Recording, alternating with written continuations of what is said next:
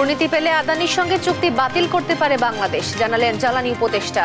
ভারতীয় শিল্প গোষ্ঠীর সাম্রাজ্যে বড় ধাক্কা। নতুন নির্বাচন কমিশনারদের শপথ রোববার, আস্থা রাখতে চায় বিএনপি, কথায় নয় কাজে প্রমাণের আহ্বান।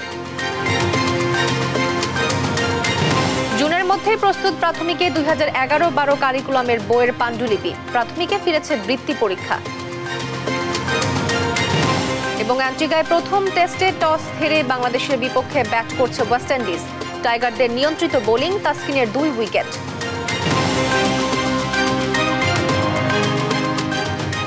সংবাদ রাতে দেখছিলেন AKSTMT বা সংবাদ শিরোনাম। আপনাদের সঙ্গে আছি আমি তোয়া আফরোজ।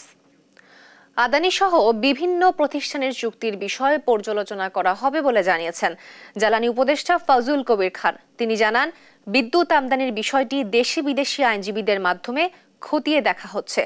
গুরুতর দুর্নীতির প্রমাণ পেলে বাতিল হতে পারে চুক্তি। শুক্রবার সকালে নীলফামারীতে পল্লী বিদ্যুৎ সমিতির উত্তরাঞ্চলের কর্মকর্তাদের সাথে মতবিনিময় সভায় তিনি একথা বলেন। তিনি আরও বলেন, নবায়নযোগ্য শক্তির উৎস থেকে বিদ্যুৎ আহরণ করা গেলে ঘাটতি কমানো যাবে। বিদ্যুতের জ্বালানি সংকট নিরসনে গ্যাস, কয়লা আমদানি না করে পতিত জায়গায় ও বিল্ডিংয়ের ছাদে নবায়নযোগ্য শক্তি স্থাপনে জোর দেন বিদ্যুৎ, জ্বালানি ও খনিজ সম্পদ উপদেষ্টা।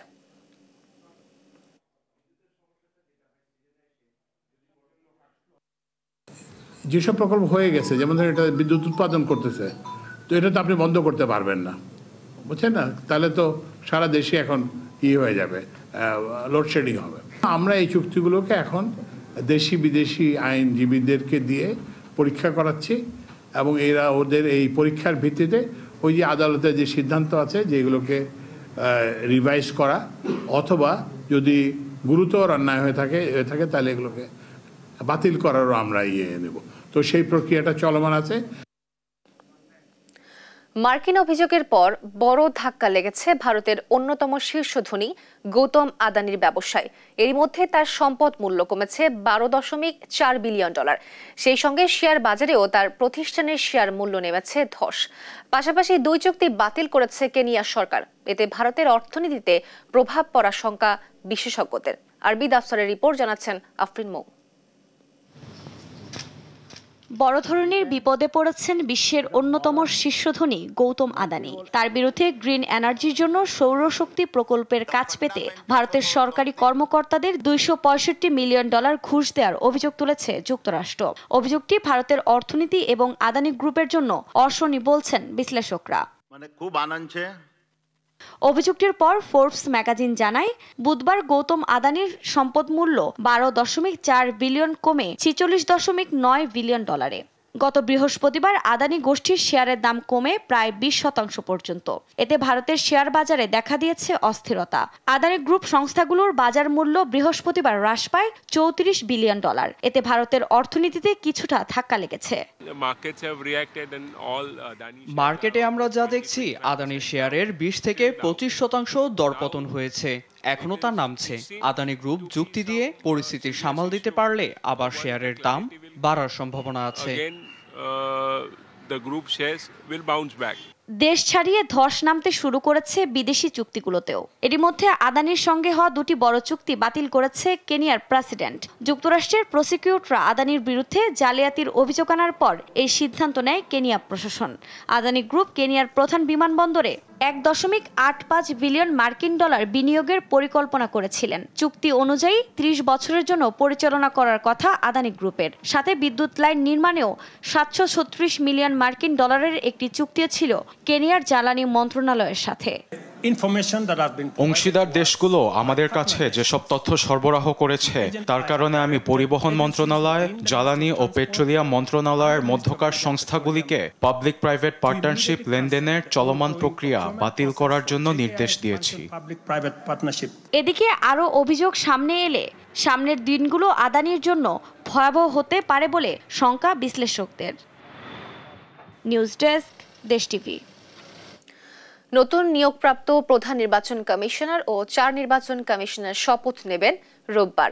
ওই দিন দুপুর 1:30টায় নতুন কমিশনারদের শপথ পাঠ করাবেন প্রধান বিচারপতি সৈয়দ রেফাত আহমেদ। সুপ্রিম কোর্টের জাজেস লাউঞ্জের শপথ গ্রহণ অনুষ্ঠিত হবে। রাষ্ট্রপতি মোহাম্মদ শাহাবুদ্দিন সাংবিধানিক ক্ষমতা বলে অবসরপ্রাপ্ত সচিব এএমএম নাসির উদ্দিনকে প্রধান নির্বাচন কমিশনার হিসাবে নিয়োগ দিয়েছেন।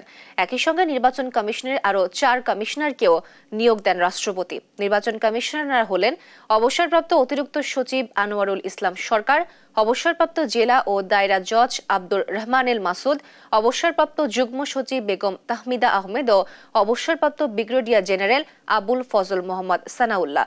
দায়িত্ব নেওয়ার পর প্রধান নির্বাচন কমিশনার নাসির উদ্দিন বলেন, জাতিকে একটি অবাধ, সুষ্ঠু ও গ্রহণযোগ্য নির্বাচন উপহার দিতে চায় তার কমিশন।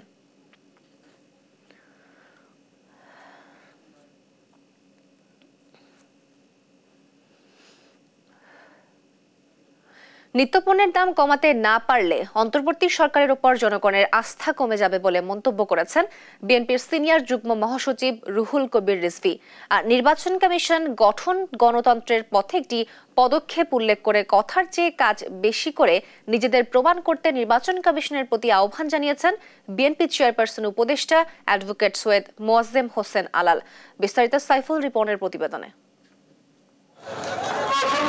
ফ্যাসিস্ট আওয়ামী লীগ সরকারের নারকীয় গণহত্যার প্রতিবাদে নয়াপল্টনে দলের কেন্দ্রীয় কার্যালয়ের সামনে বিক্ষোভ সমাবেশের আয়োজন করে জাতীয়তাবাদী রিকশা ভ্যান অটো চালক দল।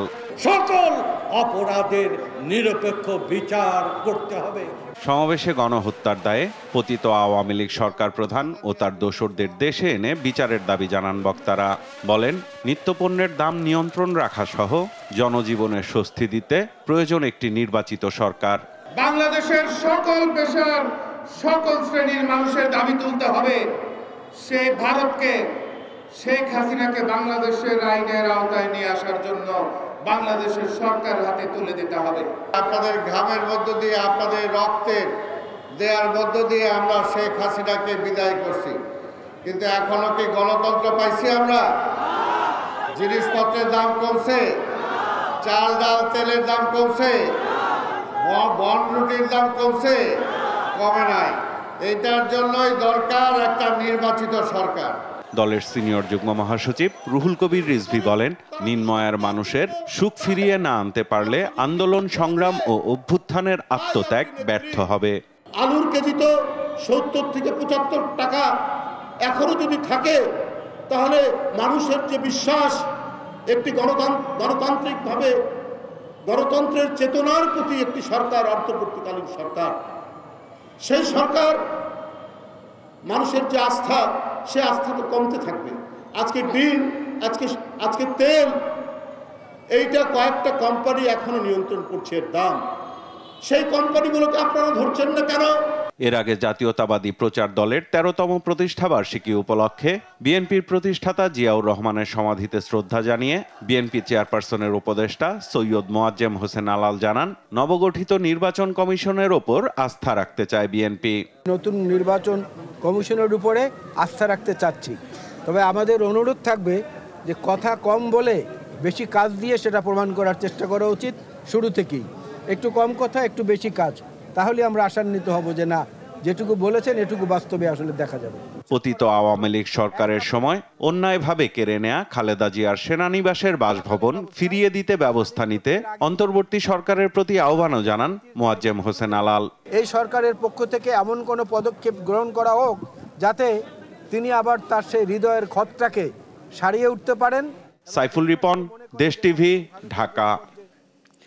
নির্বাচনের দিকে এগিয়ে যেতে সব রাজনৈতিক দল ও ছাত্র জনতার প্রতি আহ্বান জানিয়েছেন বিএনপির মহাসচিব মির্জা ফখরুল ইসলাম আলমগীর। নির্বাচন যত দ্রুত হবে ততই দেশের মানুষের জন্য মঙ্গল বলেও মন্তব্য করেন তিনি। শুক্রবার সন্ধ্যায় যশোর বিডি হলে জেলা বিএনপির আলোচনা সভায় প্রধান অতিথির বক্তব্যে একথা বলেন তিনি। বিএনপির নাম ভাঙিয়ে কেউ অরাজকতা সৃষ্টি করলে তাদেরকে কঠোর হস্তে দমন করতে জনগণের প্রতি আহ্বান জানান মির্জা ফখরুল। জেলা বিএনপির আহ্বায়ক অধ্যাপক নার্গিস বেগমের সভাপতিত্বে অনুষ্ঠানে উপস্থিত ছিলেন বিএনপির ভাইস চেয়ারম্যান নিতাই রায় চৌধুরী, জেলা বিএনপির সদস্য সচিব অ্যাডভোকেট সাবিরুল হক সাবু, খুলনা বিভাগীয় সাংগঠনিক সম্পাদক অনিন্দ ইসলাম অমিত সহ জেলা বিএনপির সিনিয়র নেতারা।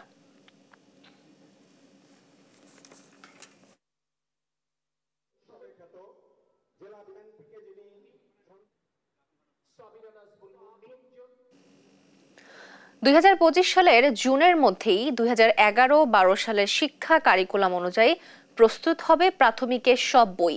এই সপ্তাহে চতুর্থ ও পঞ্চম শ্রেণীর সব বইয়ের পাণ্ডুলিপি পাঠানো হবে ছাপাখানায়। এসব তথ্য জানিয়েছেন প্রাথমিক ও গণশিক্ষা সচিব ফরিদ আহমেদ। সেই সঙ্গে 2025 সালে প্রাথমিকে ফের চালু হতে যাচ্ছে বৃত্তি পরীক্ষা। পুরানো কারিকুলামে ফিরে যাওয়া অধিকাংশ অভিভাবকের মনে স্বস্তি ফিরলেও বারবার পরিবর্তন না করে সুনির্দিষ্ট শিক্ষা ব্যবস্থার রূপরেখা প্রণয়নের দাবি জানান তারা। বিস্তারিত জান্নাতুল মোহনার প্রতিবেদনে। অভিভাবক হিসেবে নিজেরাই কনফিউজ আসলে বাচ্চারা কোন ধারায় আসলে পড়াশোনাটা করবে। এই বাচ্চাদের এডুকেশন সিস্টেমটা নিয়ে কেউ যেন ছেলে খেলা না খেলে। 2023 সালে প্রথম দ্বিতীয় শ্রেণী ও চলতি বছর তৃতীয় শ্রেণীতে সামষ্টিক মূল্যায়নের পরিবর্তে পাঠভিত্তিক ধারাবাহিক মূল্যায়ন চালু করে বিগত সরকার। উদ্দেশ্য বাস্তবভিত্তিক জ্ঞান অর্জন এবং পরীক্ষার চাপ কমানো। যা সবকিছুই বিফলে যায় অন্তর্বর্তী সরকার দায়িত্ব নেবার পর। নতুন কারিকুলাম বাতিল করে 2011-12 সালের কারিকুলামে ফিরে যাওয়ায় এমন অনিশ্চয়তায় প্রাথমিক শিক্ষা কার্যক্রম। যদিও অনিশ্চয়তার কোনো কারণ দেখছেন না প্রাথমিক ও গণশিক্ষা সচিব ফরিদ আহমদ। জানান প্রাক প্রাথমিক থেকে তৃতীয় শ্রেণী পর্যন্ত বই সামান্য পরিমার্জন হয়েছে। এই সপ্তাহে চতুর্থ ও পঞ্চম শ্রেণী পরিমার্জিত বইয়ের পাণ্ডুলিপি পাঠানো হবে ছাপানোর জন্য। নম্বরের বিভাজনটি থাকবে এবং সেখানে অতি উত্তম, উত্তম, সন্তোষজনক এবং সহায়তা প্রয়োজন। এই 4টি ক্যাটাগরিতে আমরা প্রোগ্রেস কার্ডে আমরা স্টুডেন্টদেরকে মূল্যায়ন করব। এটি নীতিগত সিদ্ধান্ত হয়েছে। আর পরীক্ষা পদ্ধতি সম্পর্কে আরও কিছু পরিমার্জন চলছে। আর আগামী বছরের জুনের মধ্যেই প্রাথমিকের সব বই পুরনো কারিকুলাম অনুযায়ী পরিমার্জিত হবে বলেও জানান এ সচিব। সেই সঙ্গে 2025 সাল থেকে প্রাথমিকে ফের বৃত্তি পরীক্ষা চালুর কথাও জানান তিনি। এই বছর আমরা কার্যকর করব না, কারণ আমাদের ক্লাস 4 এবং 5-এর পাণ্ডুলিপি আরও পরিমার্জন হবে এবং সেই পরিমার্জনটি আগামী বছর জুনের ভিতরে সম্পন্ন হবে এবং হওয়ার পরে ওইটার সাথে সমন্বয় রেখে আমরা আগামী বছর প্রাথমিক বৃত্তি পরীক্ষা নেওয়ার জন্য আমরা সিদ্ধান্ত গ্রহণ করব। পুরনো কারিকুলাম ও বৃত্তি পরীক্ষাকে সাধুবাদ জানিয়েছেন প্রাথমিকের শিক্ষকেরা। আমরা রেজুলেশন যে করেছি ওরা পরীক্ষায় চায়, প্রতিটা গার্ডিয়ান আমাকে বলেছে আমরা পরীক্ষা চাই। এতে অভিভাবকেরা সন্তুষ্ট হলেও ঘন ঘন কারিকুলাম পরিবর্তনকে নেতিবাচক বলছেন তারা। জানে যে পরীক্ষাটা হবে, পরীক্ষার গুরুত্ব দিচ্ছে। অনেকটাই পিছিয়ে গিয়েছিল, তবে আমি সব দিক থেকে বিবেচনা করে মনে করি যে এখনকার যে সিস্টেমটা চালু হয়েছে এটা ভালো। আগের সিস্টেম তো কোনো কিছুই বাচ্চাদের অনেক পড়াশোনা ক্ষতি হয়েছে, অনেক নষ্ট হয়েছে।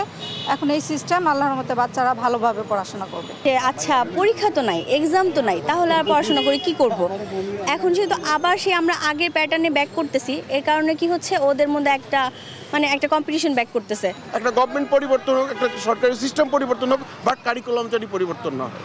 প্রাথমিক শিক্ষা অধিদপ্তরের তথ্যানুযায়ী প্রাক প্রাথমিক থেকে পঞ্চম শ্রেণী পর্যন্ত শিক্ষার্থীর সংখ্যা প্রায় 2 কোটি।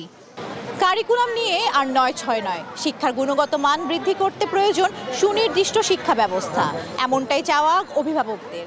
জান্নাতুল মোহনা, দেশ টিভি, ঢাকা। বিপ্লব পরবর্তী বাংলাদেশকে এগিয়ে নিতে হলে রাজনৈতিক ঐক্যের বিকল্প নেই বলে মন্তব্য করেছেন বিএনপির কেন্দ্রীয় নেতা ও সাবেক মন্ত্রী এম রুহুল কুদ্দুস তালুকদার দুলু। শুক্রবার বিকেলে নাটোর সদরের রামনগর স্কুল মাঠে তেবাড়িয়া ইউনিয়ন বিএনপির সমাবেশে একথা বলেন তিনি। জানান সব দলের ঐক্য এখন সময়ের দাবি। এ সময় তিনি বাংলাদেশের নির্মম গণহত্যাকারী পতিত স্বৈরাচার শেখ হাসিনা ও তার দোসরদের বিষয়ে দেশের মানুষকে সচেতন থাকার আহ্বান জানান। ইউনিয়ন বিএনপির সভাপতি সিরাজুল ইসলামের সভাপতিত্বে সমাবেশটিতে বিএনপির বিভিন্ন স্তরের নেতারা বক্তব্য রাখেন।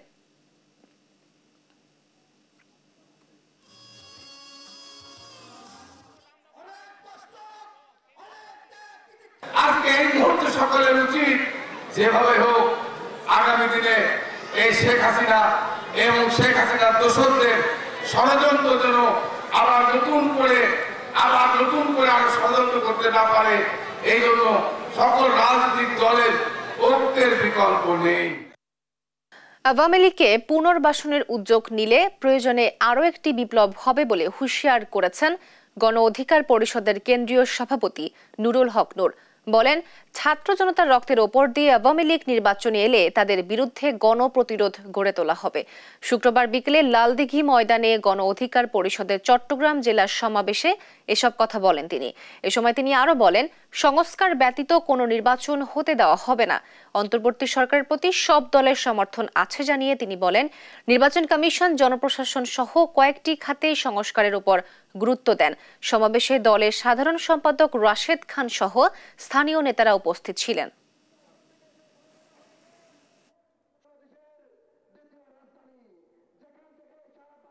কিংবা কাউকে ক্ষমতায় বসানোর জন্য ছাত্র জনতা জীবন দেয় না। নির্বাচন নিয়ে, ক্ষমতায় যাওয়া নিয়ে রাজনৈতিক দলগুলোকে অস্থির না হতে অনুরোধ করব।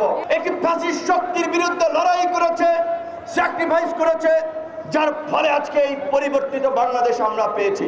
এই রাষ্ট্র ব্যবস্থার পরিবর্তন ব্যতীত, এই রাষ্ট্র সংস্কার ব্যতীত আগামীতে কোনো নির্বাচন হবে না, হতে পারে না। আওয়ামী লীগকে পুনর্বাসনের পক্ষে যারা অবস্থান নেবে, আমরা বলতে চাই তারা ফ্যাসিবাদের দোসর। মসজিদে নববীর আদলে গড়ে তোলা হবে আন্দরকিল্লা শাহী জামে মসজিদ, জানিয়েছেন ধর্ম উপদেষ্টা ডক্টর আফম খালিদ হোসেন। শুক্রবার দুপুরে চট্টগ্রামের আন্দরকিল্লা শাহী জামে মসজিদ পরিদর্শন শেষে একথা জানান তিনি। মূল ভবনটি অবিকৃত রেখে উন্নয়ন কার্যক্রম বাস্তবায়ন করা হবে বলেও জানান ধর্ম উপদেষ্টা। প্রায় 400 বছরের পুরানো মসজিদটি মুঘল স্থাপত্যের একটি অনন্য নিদর্শন।